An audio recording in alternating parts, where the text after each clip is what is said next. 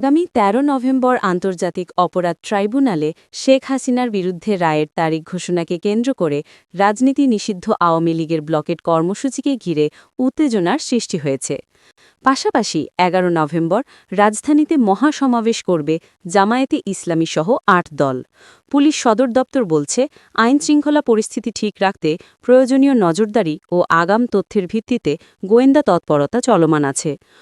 অবৈধ কর্মকাণ্ড, নাশকতা বা সংঘর্ষের চেষ্টা হলে তাৎক্ষণিক আইনগত ব্যবস্থা নেওয়া হবে।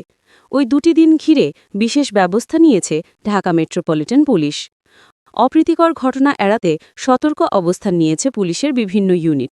এরই মধ্যে বাড়তি নিরাপত্তা পরিকল্পনা হাতে নেওয়া হয়েছে।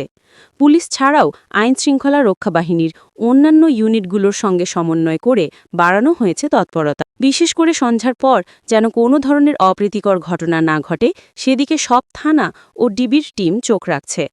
ঢাকা মেট্রোপলিটন পুলিশের কমিশনার শেখ সাজ্জাদ আলী বলেছেন, যে কোনো ধরনের নাশকতা বা অরাজকতা ঠেকাতে পুলিশ সবসময় তৎপর।